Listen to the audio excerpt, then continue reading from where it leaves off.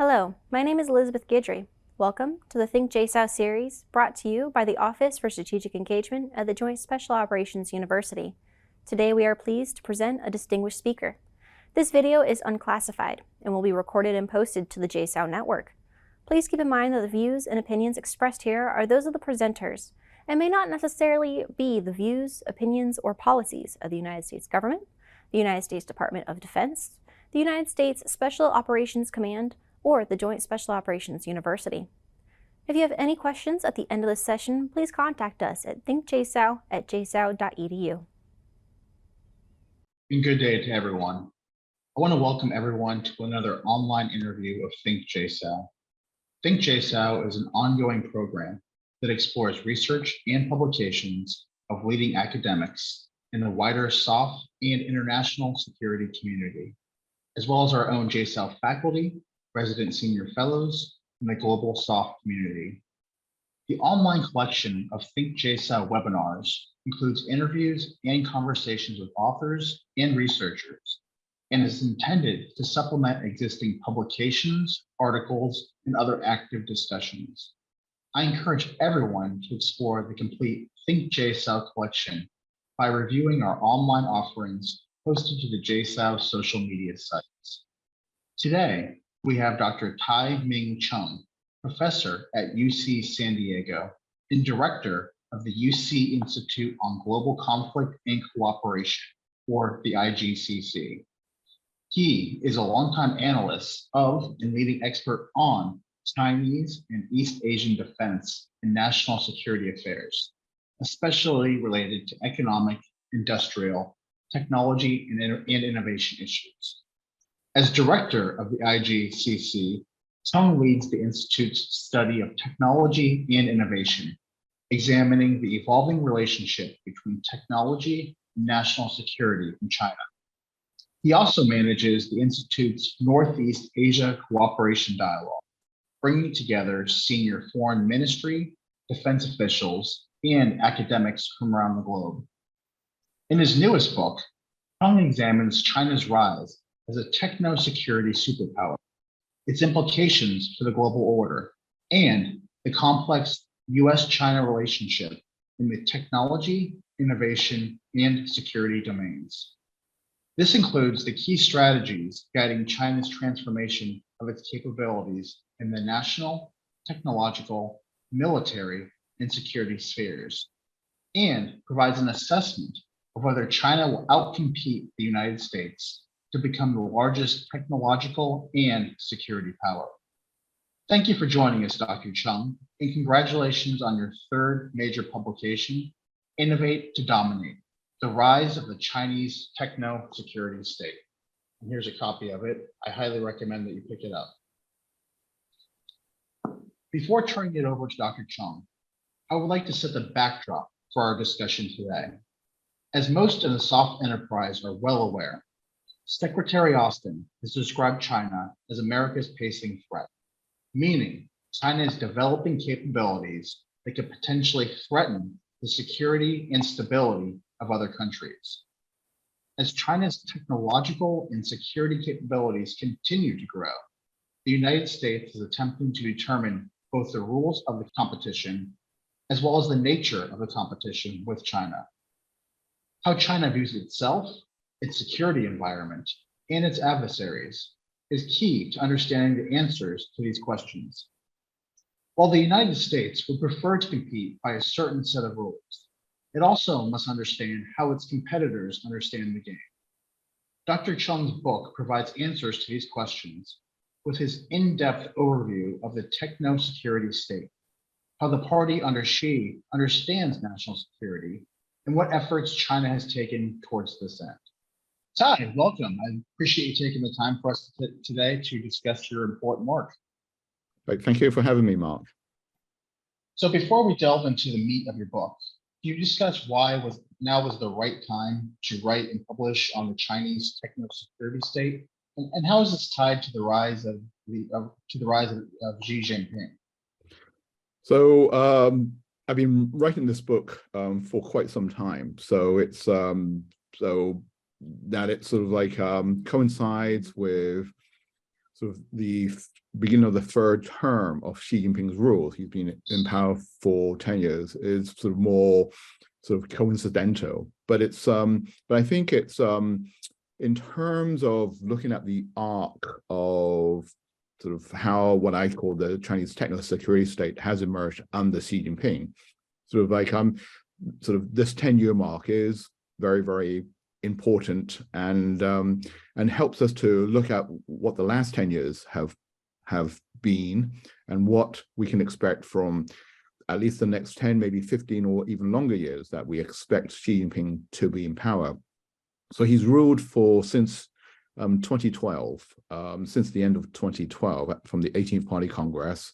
And then that was 5 years, and then the 19th Party Congress in 2017, and then last October it was the 20th Party Congress, and sort of like, and we can sort of divide these sort of 5-year sort of periods in his term to look at how the Chinese techno-security state and the national security state and other components of that techno-security state have evolved. The first 5 years of his term, from sort of 2012 to 2017, sort of like he begins to provide the strategic vision about what the techno-security state is. And he begins to lay down some of the initial foundations. That is like sort of redefining sort of how he sees national security, sort of rethinking about the relationship between economic development and sort of like, and the importance of national security and military modernization. And then it's so those are the sort of the fundamental sort of perspectives, sort of like, and guidances that he puts forward. And then sort of in his second term, from 2017 to 2022, he begins to sort of like implement, to build the foundations into sort of like the initial sort of like dimensions of the techno-security state. And then I would say sort of like in the third term, and which has been clearly articulated in his key speeches since then, it's the acceleration of the building of the techno-security state. So we're now in sort of like sort of the prime growth spurt. Sort of like, this is like when sort of the techno-security state reaches sort of like sort of teenage years, and moves into adulthood, etc., compared to these early years. So this is sort of what I see in terms of the arc. So the Chinese techno-security is still very much so like a sort of a creature that is like growing and evolving, and especially given a lot of this was initially started before sort of the notion of great power competition with the US. That has a significant impact in reshaping what we're seeing. So in chapter 2 of the book, which was one of my favorites, the national security state, you speak to Xi's directives, the CCP political maneuverings, and the bureaucratic implementation of the national security state. My question is, how much freedom do Xi's underlings, CC party members, and Chinese bureaucrats have to interpret and implement Xi's vision? So the Chinese bureaucracy is quite large, as you know, and it almost seems like a game of telephone in gigantic organizations like this. So how much does Xi's vision look like the output?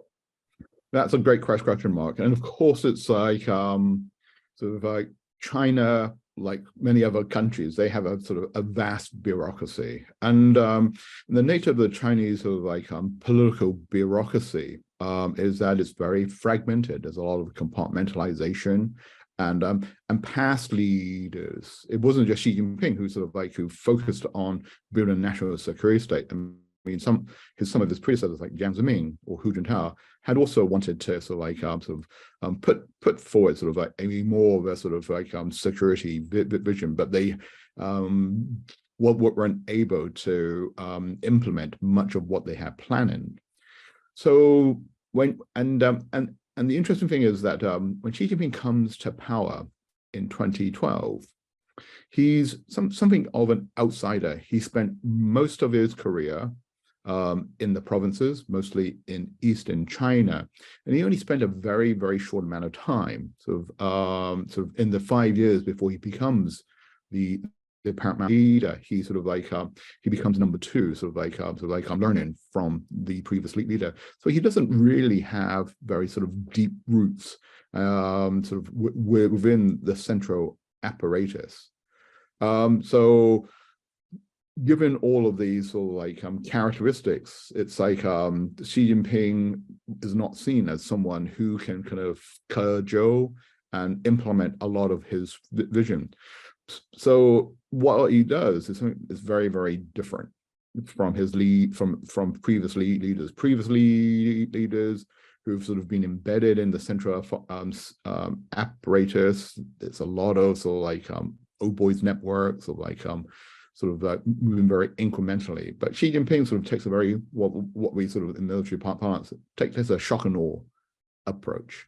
It's like he comes with very limited sort of bureaucratic power, but it's like but what he initially does is to focus on sort of a campaign of political terror, so to speak, in which like he focuses on anti-corruption.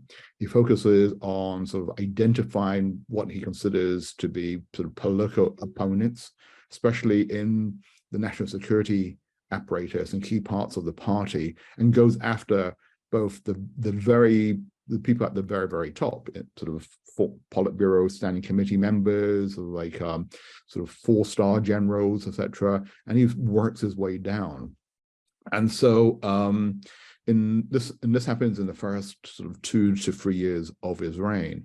And so it's like thousands, if not tens of thousands of sort of cadres, military officers, or like government officials are arrested and imprisoned. So this sends a very clear sort of like political terror message.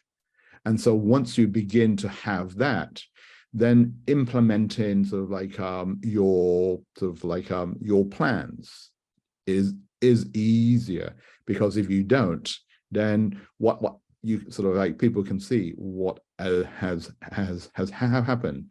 And so when Xi Jinping sort of like puts forward a lot of his implementation plans, especially it's like reforming sort of the government apparatus, reforming the party apparatus, reforming the military apparatus, and then sort of reforming the national security apparatus.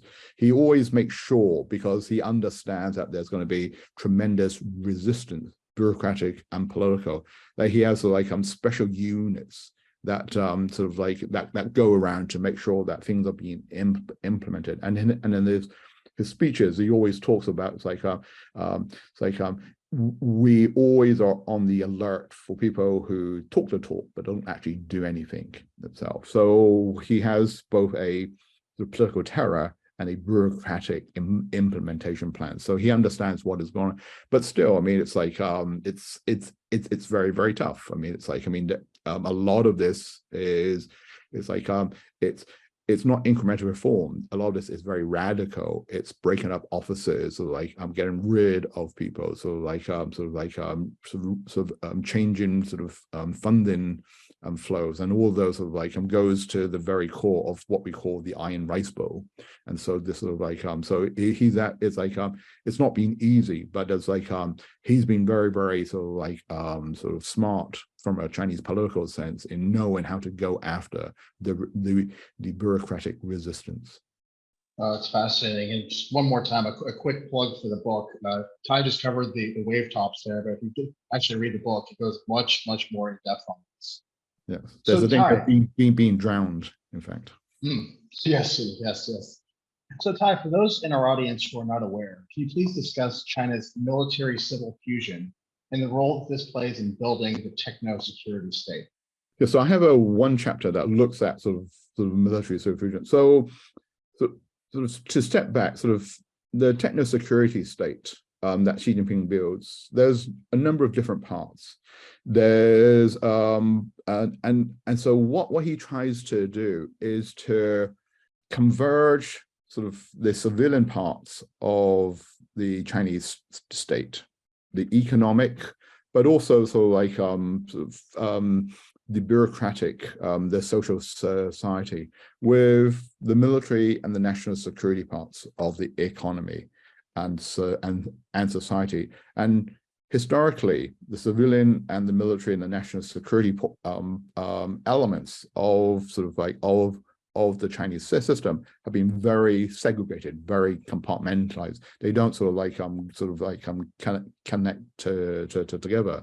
And when Xi Jinping sort of thinks about sort of like his grand goal, which is he talks about sort of like the rejuvenation of the great Chinese state, is how does China become sort of like globally sort of like number one, or sort of be able to compete against sort of the US. And for that, it means that you need to connect all these disparate parts of the Chinese system and forge them together. And in particular, in the security, in the strategic, in the economic areas, how do you sort of like integrate sort of the civilian, the military, and the national security portions of the economy? And so what he sort of looks at is the importance of what he defines as military civil fusion, or what we in the West call civil military integration. I mean, military civil fusion was a concept that was put forward by Xi Jinping's predecessor, Hu Jintao. And it was sort of like a mid-level sort of industrial policy mechanism of how you link the defense economy with sort of like with the civilian economy and the dual use economy, and how you sort of bring that together. It sort of like it was interesting, but it sort of didn't sort of garner the very highest levels of support. But Xi Jinping, sort of when he comes to power, he says military civil fusion is potentially very, very important. And he uses that sort of like, it takes him a few years. He doesn't begin to emphasize it until sort of about 3 to 4 years into his first term. But then he says like, well, we'll come up with a military civil fusion sort of development strategy about how we integrate sort of like the civilian and the military portions and develop a significant dual use economy. The issue is that sort of military civil fusion is a term that is sort of like bandied around quite often. Whenever I go to Washington, D.C., sort of people say, well, military civil fusion, isn't that the secret sauce of what China's doing? So everything becomes militarized. The whole economy becomes militarized. And we see sort of like all these examples, like when we had the surveillance balloons, a lot of that came from the civilian sector. And that was sort of like, they were repurposed for military purposes, and that's military civil fusion. But that's sort of like a, sort of not a very useful way to analyze it. Sort of military civil fusion, I mean, there's the broad term, which you can sort of like sort of identify anything on the civilian sector can be used and applied for military purposes or dual use purposes. But that's sort of like a very umbrella term. Sort of like looking at it sort of from a much more sort of like sort of technical and specific term, the military civil fusion represents sort of like a whole range of activities that the Chinese authorities, both the military as well as the defense industry, and other parts of the system, it's like they want to link together. And in the book, it's like there are key areas to look at to see if military civil fusion actually helps in terms of integration. And the areas that I particularly pay attention to are things like how the acquisition system performs, because sort of military civil fusion is like, it's easy to sort of like for the military to buy things from the civilian sector, especially if they're sort of like, if they're for sort of support or logistics or sort of like non-military activities. But what is particularly important for the US is to understand is like, does the Chinese military establish a acquisition system where they can sort of like connect and sort of like and bring in sort of key parts of the civilian economy that goes to warfighting, that goes to the key parts of the military that has an impact in terms of their sort of like strategic and warfighting capabilities. And to that's a much more difficult issue, because that goes to sort of like acquisition standards, of procurement activities, and a whole range of other issues. When you look at that, the Chinese have a very, very long way to go. Yes, it's like some of the low-lying fruit, where it's like you can get for example, sort of commercial drones, and you can sort of like rewire them and make them for sort of dual-use purposes.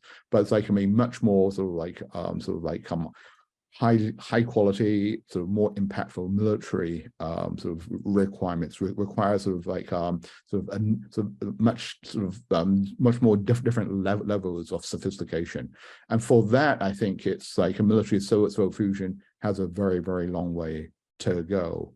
So I mean, it's like it's important. The Chinese are sort of like still in the very early stages of military civil fusion. I mean, it's like what they wanted to do is that sort of by sort of the end of by the end of this decade, is to have a military sort of fusion system where it's like very tightly integrated, where sort of like sort of the military can delve deep into sort of the civilian sector, especially for emerging technologies, whether on AI or quantum and all those, and get them increasingly sort of able to supply what the military wants. But the Chinese are nowhere near there yet.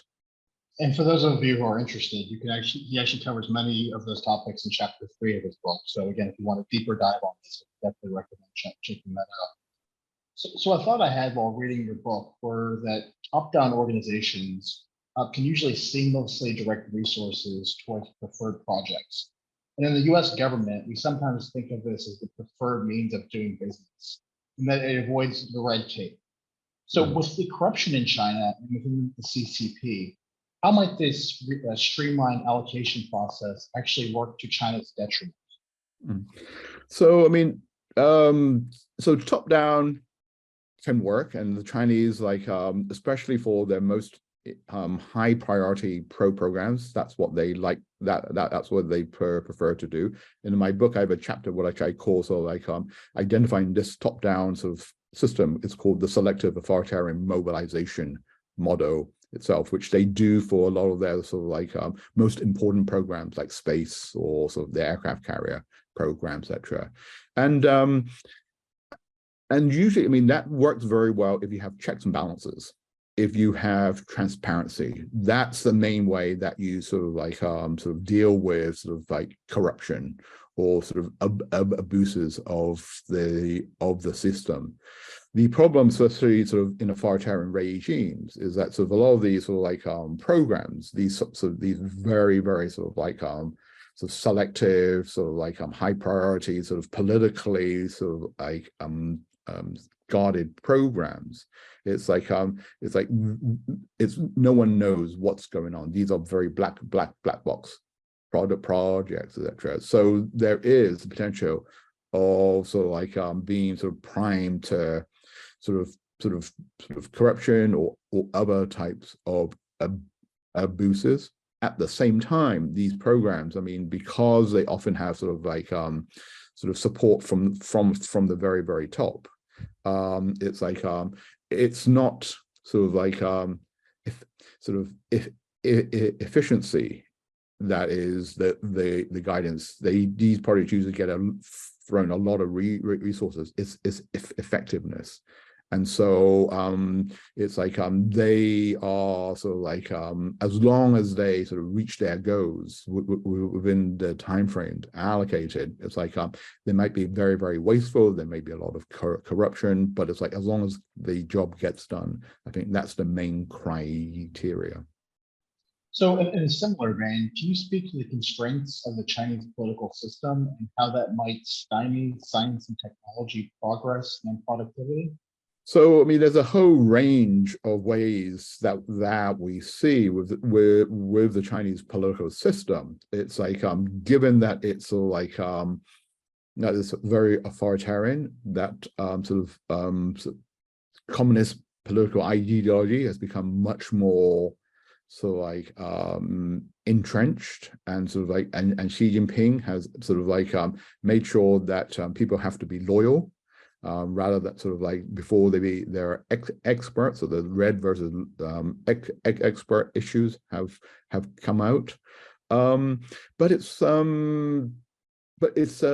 I would say it's a very mixed bag. So there's a whole sort of range of constraints. So like sort of people are very careful about pushing back itself.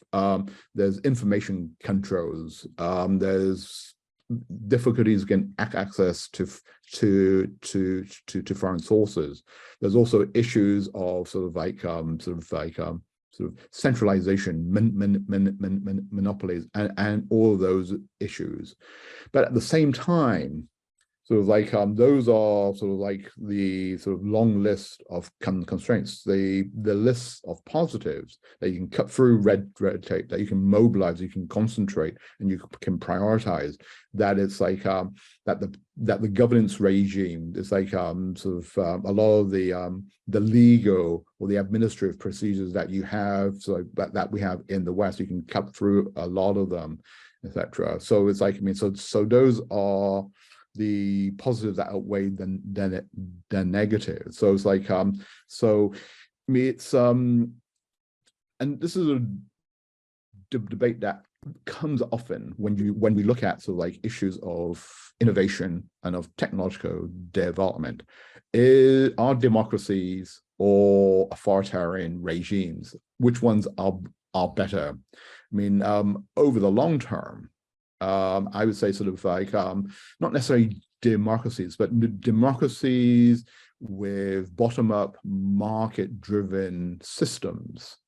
They tend to sort of be the best sort of in environment for encouraging innovation and technological development, because competition and bottom-up sort of activities go together.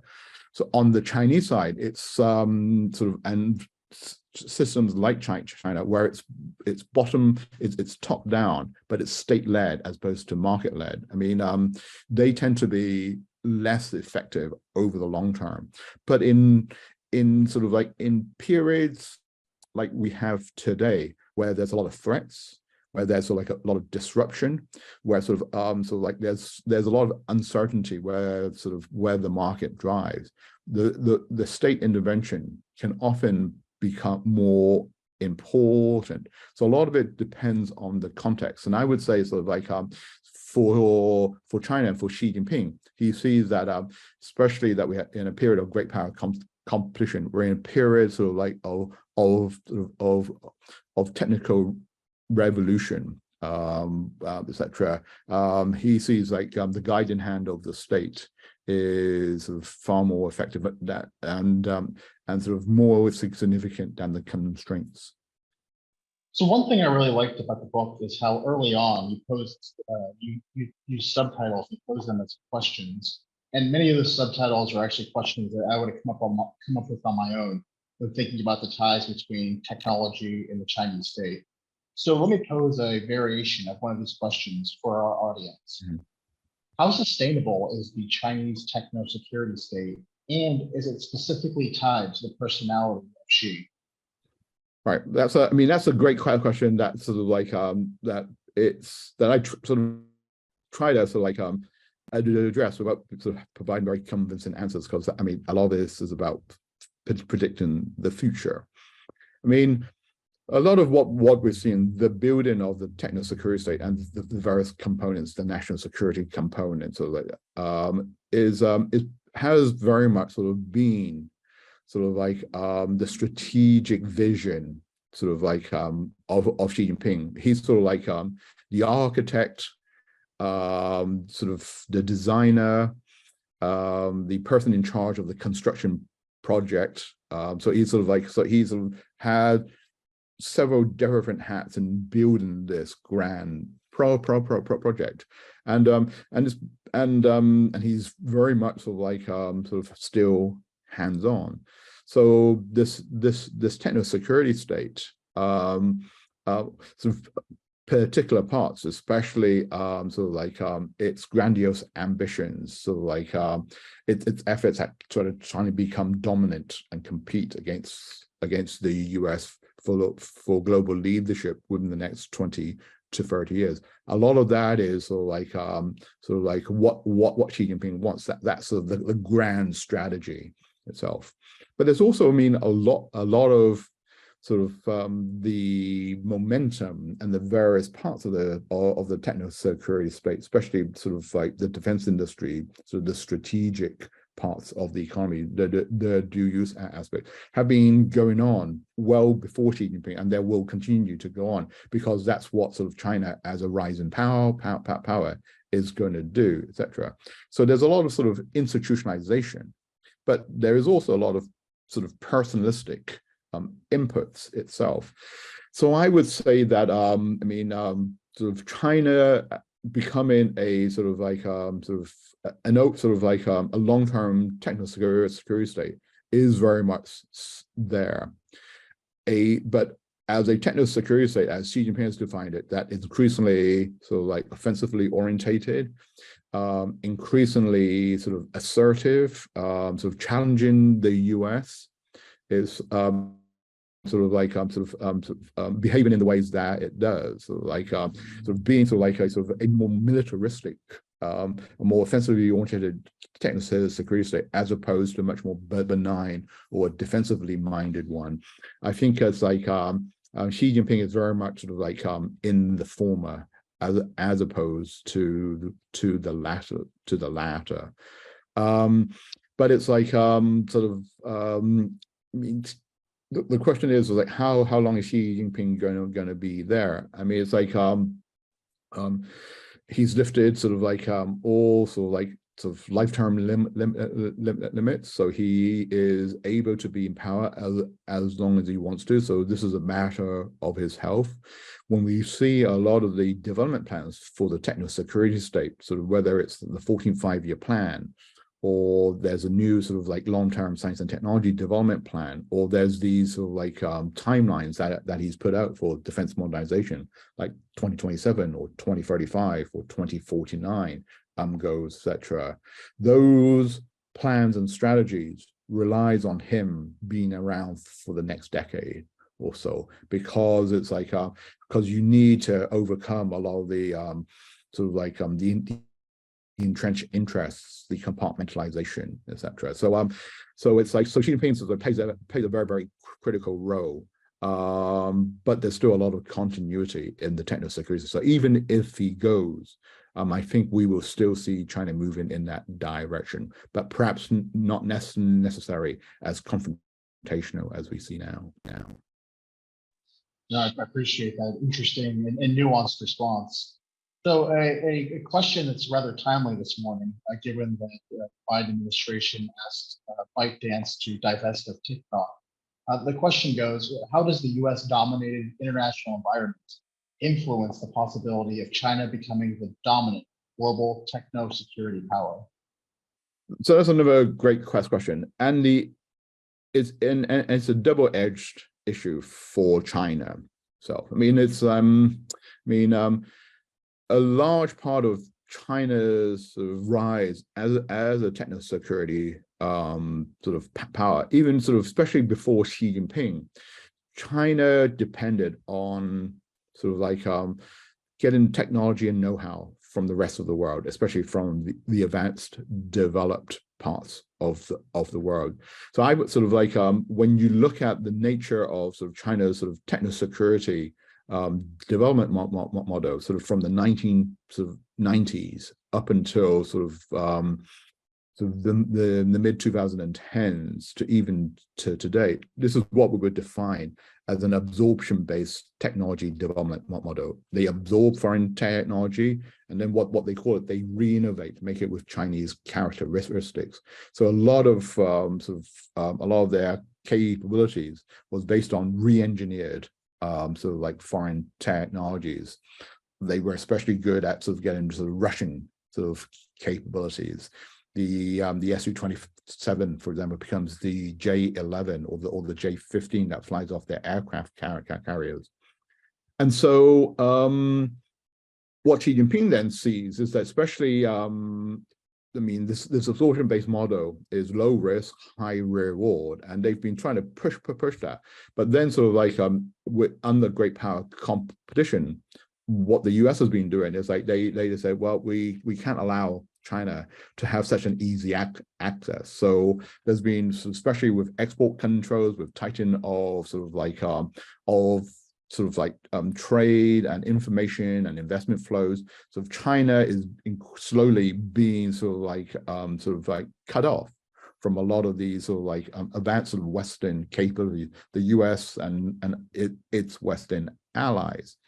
And so what Xi Jinping is now trying to do is to move from an absorption-based development model to what they call an original innovation model, which is focusing on self-reliance and developing their own domestic capabilities. So very much building up their basic research and development capabilities.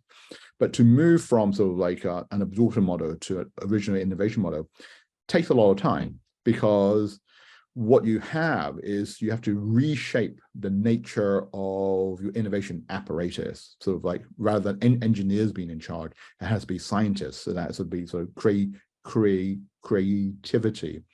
And so what this means then is that the US has a significant role in terms of making it much more difficult for China, as the US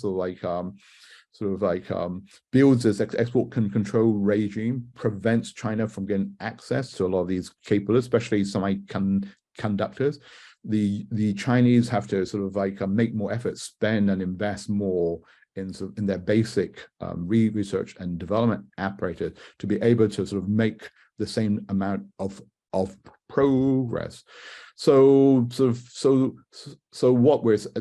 US calls it decoupling, and for China, they were hoping that they could get more and more technology to help them as they make the shift from absorption to original innovation.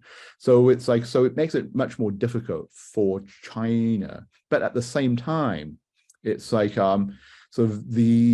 the Chinese now realize that a lot of these access to information and technology and and human talent that they were used to. Now they say, well, we have to rely on ourselves.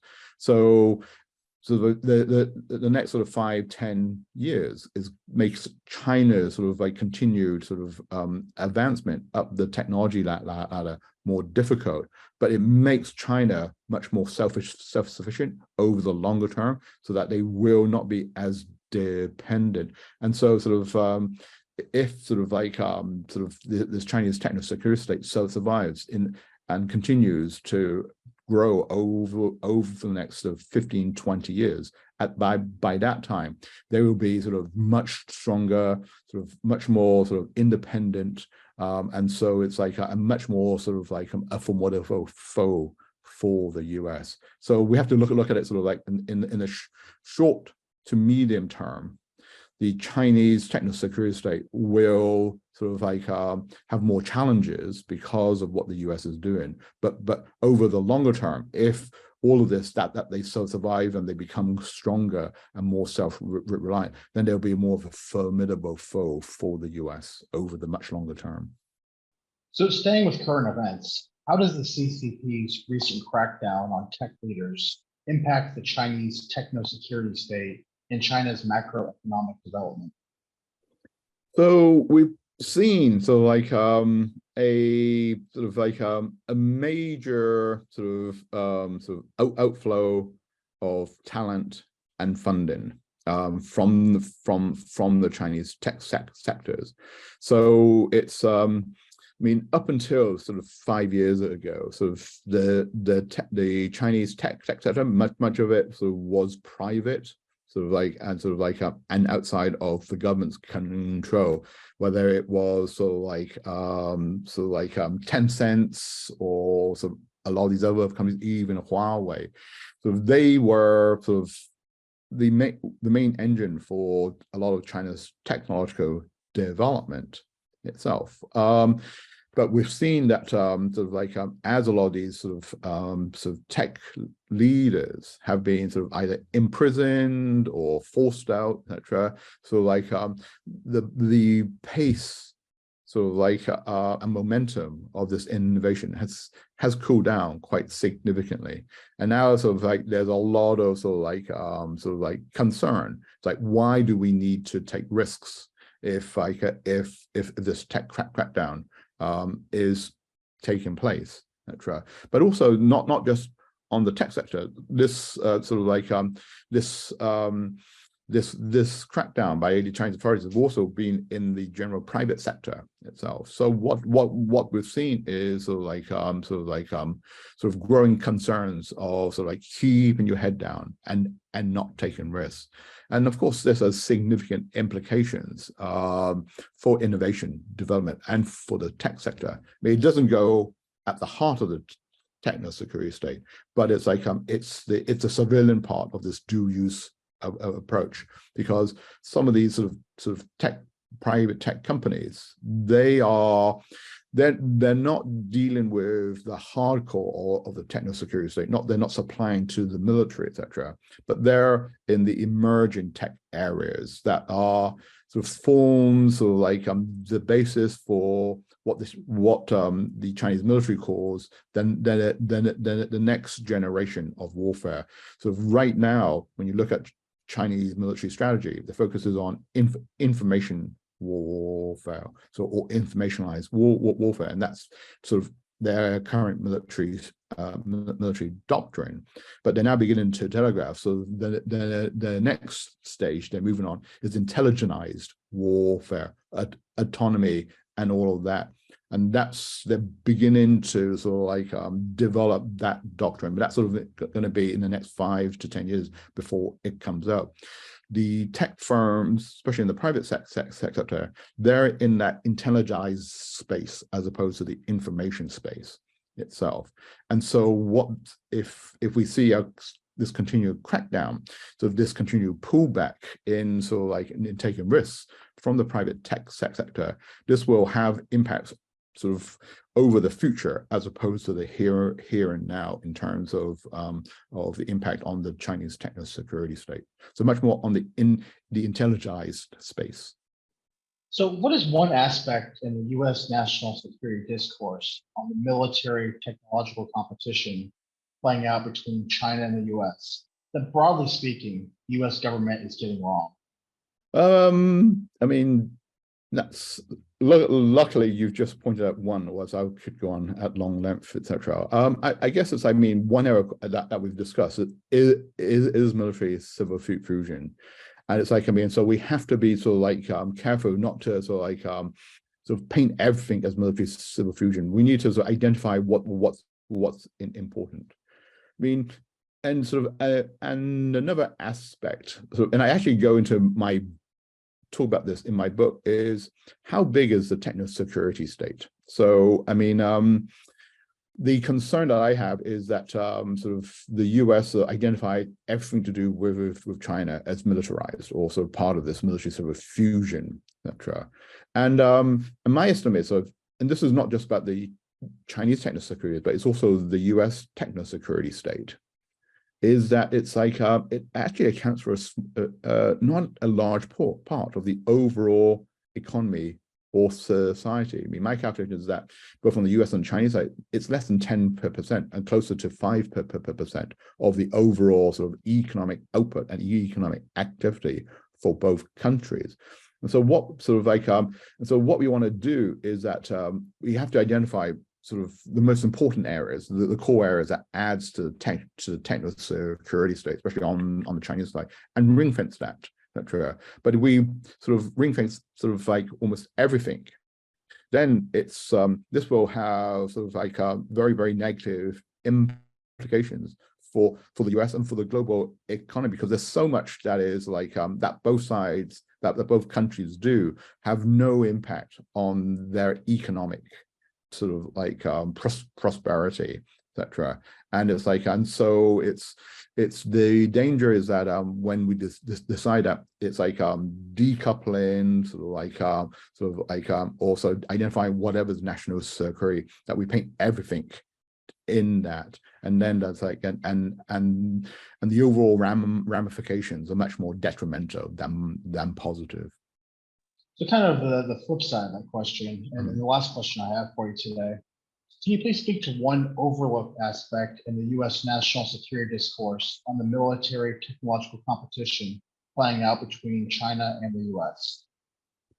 I mean, so one overlooked, I think it's what was overlooked and now it's becoming less so, is the importance of mobilization, right? It's like, I mean, what we see on the Chinese side is as they sort of seek to accelerate this push to become a much more sort of like capable and formidable techno-security state, the Chinese also seeing that it's like that they're now engaged in this sort of like increasingly severe Cold War. It's like it's a 21st century Cold War as opposed to a 20th century sort of industrial Cold War. But that China needs to mobilize, needs to sort of like get key parts of its economy, of its tech sector, sort of like up and run it in case of the potential for conflict.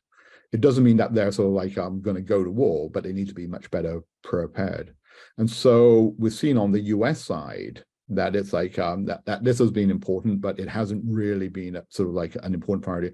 But now, of course, with the Ukraine war, the importance of like of mobilizations of especially industrial and technological mobilization has come up itself. But it's like but we need to really step up on that itself. And for that, so like it doesn't mean that we need to sort of militarize, sort of like, but it's like we need to sort of pay more attention to the peacetime preparations, etc. And I think even with sort of like with the Ukraine war, we're still doing that in pieces, in bits. So we really need to be much more comprehensive in thinking about this and much more long term in that approach.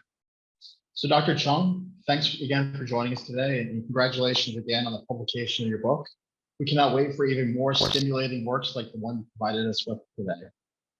Okay, well, thank you very much, Mark. Thank you for those great questions. So I want to say your research and the rich findings you have, and again, this is a very deep and extensively researched book.